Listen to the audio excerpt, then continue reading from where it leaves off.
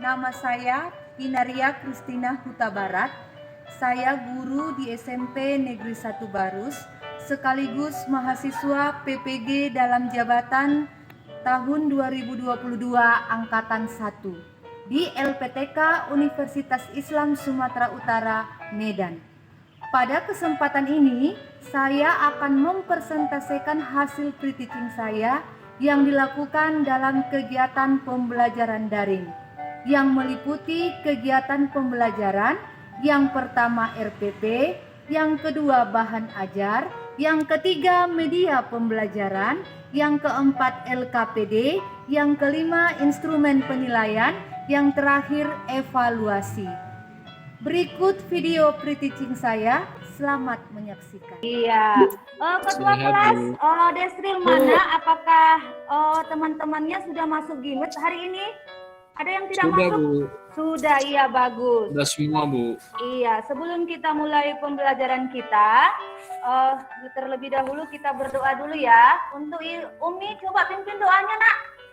Ya, anak Ibu Umi, coba pimpin doanya, Nak. Ya, Bu. Kawan-kawan, sebelum kita belajar, marilah kita berdoa menurut agama dan kepercayaan kita masing-masing. Berdoa dimulai. Iya. Berdoa selesai. Iya, terima kasih anakku Umi yang sudah memimpin doanya. Ya, kita bernyanyi dulu ya anak-anak untuk meningkatkan rasa nasionalis kebangsaan kita. Nyanyi kita adalah Garuda Pancasila. Garuda Pancasila 1, 2, 3, iya. Oke, selesai. Nah, tepuk tangan dulu buat kita anak-anak. Iya. Nah, pelajaran kita hari ini menyajikan berita dari yang didengar dan dibaca. Sebelum kita mulai pelajaran kita, Ibu ingin cek dulu. Apa sudah siap buku paketnya dan LKPD-nya? Sudah disiapkan? Sudah, Bu. Sudah. LKPD-nya sudah, Bu. Ya, LKPD-nya sudah Ibu bagikan di LMS ya. Ibu harap untuk hari ini LKP-nya sudah dicetak ya. Oke, baiklah. Tujuan pembelajaran kita hari ini adalah Ibu harap kalian mampu menulis dan membacakan berita sesuai dengan unsur-unsur, struktur, dan kaidah kebahasaan dari yang dibaca dan yang didengar. Pada pembelajaran yang lalu, kita sudah mempelajari mengidentifikasi unsur-unsur berita, struktur berita, dan kaidah kebahasaannya. Ada yang masih ingat apa itu unsur-unsur berita? Unsur-unsur berita itu 5W apa itu? tambah 1H. 5W tambah 1H. 1H. 1H. W yang pertama apa, Yanti? W yang pertama adalah what. Ya kan? What? W yang Apa? kedua apa, Umi? W yang kedua apa? Siapa? Who. Siapa? W yang ketiga? W yang ketiga apa? Why. Why. Mengapa? Bagus. W yang keempat? When, Bu, when. Kapan? When. Kapan. Dan W yang kelima? Where. Ya kan? Di mana. Dan yang terakhir adalah how. How itu apa? Bagaimana? Bagaimana? Iya, bagaimana? Iya. Baiklah anak-anak, kaitan pembelajaran kita yang lalu dengan sekarang adalah sama-sama belajar tentang berita. Perbedaannya di mana? Kalau pembelajaran yang lalu mengidentifikasi unsur-unsur berita, struktur berita, dan kaidah kebahasaannya. Dan kalau yang pelajaran kita sekarang adalah menganalisis unsur-unsur berita, struktur berita, dan kaidah kebahasaannya. Nah, sekarang Ibu akan membagi kelompok menjadi 3 kelompok. Kelompok pertama itu ada Rizka, ada Desril, ada Yanti. Yang kedua ada Ita, ada Mirnawati, dan ada Desember. Yang ketiga ada Julprida, Rudimbowo, dan Sri. Kelompok yang sudah Ibu tentukan ini, Ibu harapkan sudah membentuk grup WhatsApp-nya. Ya, apakah sudah dibentuk anak-anak? Sudah, Ibu, sudah dibentuk. Iya, sudah. Baiklah. Di sini Ibu akan menampilkan contoh video yang diambil dari televisi. Sebentar ya.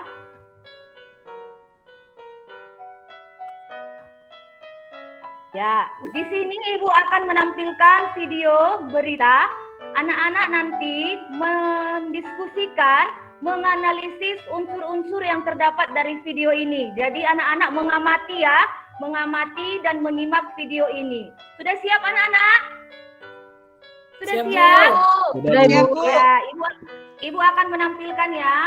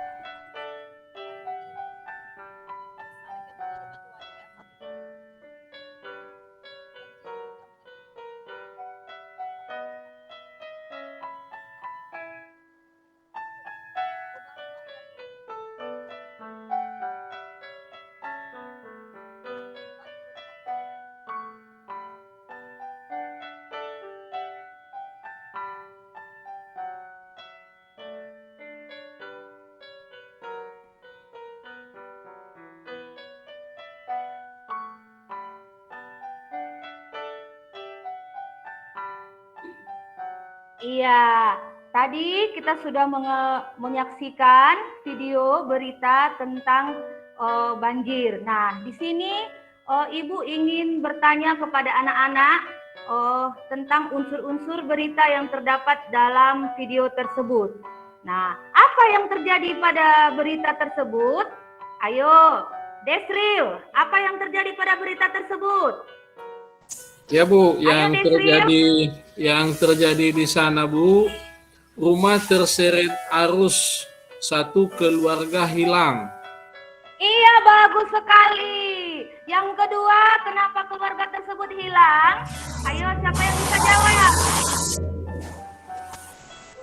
Karena Ayo, banjir Pak bandang Desember. yang mengakibatkan rumah terseret, satu keluarga hilang, Bu. Iya, bagus sekali. Terus pertanyaan yang ketiga, di mana peristiwa itu terjadi? Ayo, siapa yang bisa jawab? Ayo. Saya, Bu. Iya, ayo, Nak. Saya, Bu. Iya, di mana, Nak? Saya, Bu. Iya, di mana, Nak? Di Peristiwa itu. Parige Montong, Sulawesi Tengah, Bu. Iya, bagus sekali. Parige Pertanyaan yang Montong, Sulawesi Iya. Tengah. Iya, bagus, Sumi. Yang keempat, siapa yang terseret arus bandang itu? Siapa yang bisa jawab? Saya, Bu. Iya, Sri. 2 ibu, 1 bayi, dan 1 lansia, Bu. Iya, betul sekali, Sri. Yang kelima, kapan kejadian tersebut terjadi? Siapa yang bisa jawab? Saya, Bu. Iya, silakan, Nakku. Tadi malam, Bu. Iya, betul sekali, Yanti. Pintar, Yanti ya. Yang keenam, bagaimana kondisi warga sekitar yang terdampak banjir bandang? Siapa yang bisa jawab? Saya, Bu. Saya, Bu. Iya, Rizka, silakan, Nakku. Fasilitas umumnya rusak, Ibu. Ratusan Iya, Bu. warga mengungsi. Minimnya pasokan makanan dan minuman, perlengkapan pun banyak yang hancur, Ibu. Iya, bagus sekali. Tepuk tangan dulu buat Ibu. Ternyata anak-anak Ibu sudah pintar menganalisis unsur-unsur berita ya. Oke, baiklah. Nah, anak-anak, tadi kita sudah menganalisis unsur-unsur berita yang terdapat dalam contoh video berita. Sekarang kita menganalisis struktur berita yang terdapat di LKPD yang Ibu kirim. Sudah dilihat LKPD-nya? Udah, Bu. Sudah, Ibu. Iya. Nah, kalian berdiskusi menyelesaikan LKPD yang Ibu bagikan. Di situ ada petunjuk kerjanya. Di situ ada teks berita, kemudian anak-anak menentukan, menganalisis struktur berita yang terdapat pada teks berita tersebut. Ayo anak-anak berdiskusi di WA grupnya ya. Ya, diskusinya dimulai. Ayo anak-anak. Ayo semangat anak-anak. Iya, Bu. Ayo. Iya, ayo. Ya, Bu. Oke. Oh. Bagaimana anak-anak? Sudah selesai? Tanya, Ya, ada apa? Ada apa, Ibu, Nak Rizka? Oh, ini nanti kita buat beritanya itu teksnya panjang atau sikit-sikit aja, Ibu? kita buat struktur beritanya, menganalisis struktur berita. Dibaca nak LKPD-nya, di situ sudah ada beritanya. Rizka hanya menganalisis struktur beritanya saja. Iya, Ibu, makasih. Iya, bagaimana anak-anak sudah selesai? Sudah selesai berdiskusinya? Belum, Bu. Sudah ya? Oke, baiklah. Saya sudah, Bu. Iya, terima kasih. Nampak sekali anak Ibu Rizka ini pintar ya. Baiklah, sekarang waktunya kalian presentase. Bagaimana kelompok 1 sudah siap? Kelompok 1 sudah siap? Yanti kelompok 1 ya? Kelompok 1 sudah Iya, Bu. siap? Iya, ayo Yanti bacakan hasil kelompoknya Yanti. Ayo Yanti. Sebentar ya, Bu. Iya, ayo. Kepada Ibu dan teman-teman semua yang memberikan kesempatan kepada kami untuk mempresentasikan hasil kelompok kami. Kami dari kelompok 1 akan mempresentasikannya. Dari hasil presentasi kami mendapat judul yaitu pecah rekor positif COVID-19 tambah 2.657 kasus. Yang menjadi kepala berita, sore ini Kamis 97 bulan 7 2020, Indonesia dihebohkan dengan rekor baru kasus positif COVID-19 mencapai 2.657 kasus. Yang menjadi tubuh beritanya, penambahan 2.657 kasus baru ini merupakan hasil pemeriksaan dari 23.832 terhadap 12.554 orang dalam sehari. Terlepas itu, Dwi Ardianto yang merupakan epidemiologi sekaligus juru bicara Rumah Sakit UNS menjabarkan 2 penyebab dari tingginya penambahan kasus baru tersebut. Yaitu yang pertama, kebijakan pemerintah. Yang kedua, masih banyak masyarakat yang mengabaikan. Nah, yang ketiga yaitu ekor berita. Jika setiap orang bisa disiplin untuk sebisa mungkin tetap di rumah saja, dan kalau terpaksa keluar mampu menerapkan protokol kesehatan yang ketat, maka tentu potensi penularan lebih bisa dikurangi. Melihat beberapa penyebab tersebut, diharapkan masyarakat benar-benar rajin mematuhi protokol kesehatan selama pandemi COVID-19.